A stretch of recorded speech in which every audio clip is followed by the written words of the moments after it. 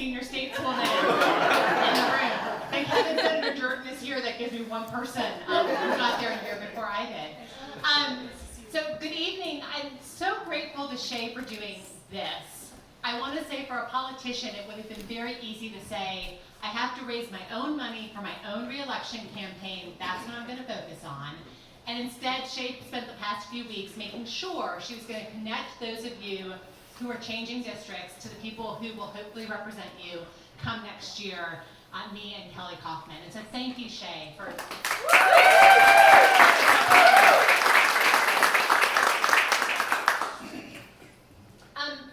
I was asked to run very late in 2017 with no experience whatsoever or training in politics. And I ran on what I thought were really important hot-button issues. I was running on the idea of healthcare and making sure that everyone would have an insurance card in their pocket. I was running on the idea that our children deserve to have excellent education regardless of where they live in the state. And I was running to say we should be safe where we live from gun violence. I thought those were about the most explosive issues we could possibly be dealing with in this state.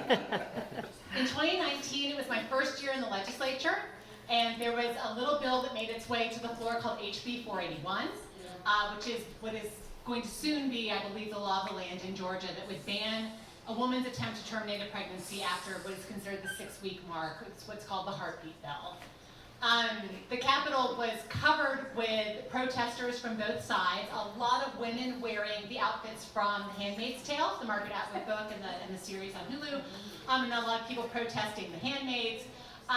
The Capitol Police were often a huge presence because there was concerns about violence, and lots of people pulled me aside during that time and said, this is a really weird season. It's never going to be this weird again. Things are weird. Did you get told that? Did you get taught? I mean, it's like, oh, this is really weird. So the next year I came back and it was 2020, and it was going to be a totally normal year. We got sent home on March 12th, which is normally our crossover day, one of our longest days of the year, and we were pretty much told, don't come back tomorrow, and we'll let you know when it's safe to be here again. And like many people, we thought 2 weeks from now we'll come back and finish the people's business in the House and the Senate.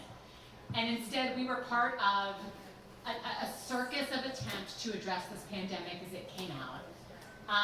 And found ourselves kind of voiceless as we had a governor that plowed ahead saying dollars are more important than people. Yep. And continually moved the state towards reopening and exposing particularly workers and poorer Georgians to illness and death in order to make sure that we could still generate revenue. Which, by the way, we did. We generated incredible revenue during that year as a state. Meanwhile, we cut budget across the board for essential services for Georgians. We cut education, we cut public health, we cut the Department of Labor, which was a huge mistake. We made huge cuts in 2020. So 2021 comes, and I still don't have my normal year yet because we're still wearing masks and we're under all kinds of mandates at the House and so forth. So 2022 was going to be the year that we were going to solve the problem of getting insurance for Georgians, and we were going to start curtailing gun access in Georgia, and we were going to make sure our schools were fully funded and our teachers were supported to be able to support growth in our state. I have friends in the room who served in the 2022 legislature. Did we do any of that? You know how to make this hurt. Really ratcheting it up, yeah. We still haven't expanded Medicaid in this state to make sure people have access to health care. We brag a lot on the one fantastic thing I can talk about in 2022 was expanding mental health care access for Georgians, which was great. I mean, it was a great thing to do.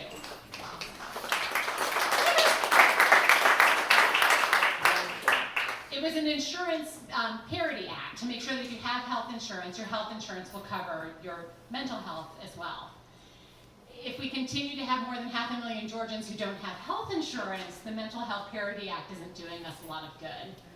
We stripped teachers of a tremendous amount of autonomy and or piled onto them additional work they were going to have to do to justify what they were doing, including saying things like, we have made Juneteenth a state holiday, but you can't teach what Juneteenth celebrates in your classrooms.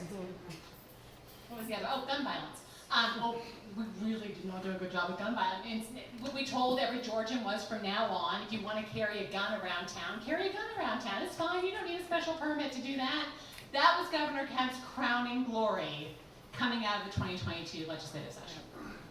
I say all of that because I imagine other people are going to get up and talk about how really pissed off we are about what happened on Friday. And I'm in tears about what happened on Friday. But I've got to tell you, this is the culmination of a lot that's going wrong at this state, and it is the first domino in a line of dominoes that's about to fall. And I'm telling you, 10 years ago, this wasn't a state that recognized marriage equality.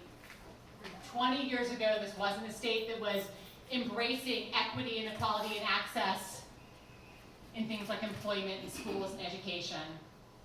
50 years ago, it wasn't a state that was really recognizing women's ability to do things like open a credit card or own her own property. So what happens when there's not a federal mandate for all of those things moving forward? I'll let somebody else talk. I'll be mad about that. Here's my important thing. Representative Roberts mentioned this part. We have a great opportunity in electing a new governor in this state. It is a woman who will have a veto pen to stop things like permitless carry from being able to be written into law in the state of Georgia. But if we elect Stacey Abrams, we can't get her to sign anything unless we also elect people at the state and House level who can send legislation to her that works. I am not going to name the person who sits next to me in the House. It's a Republican. He's very nice. He's new. And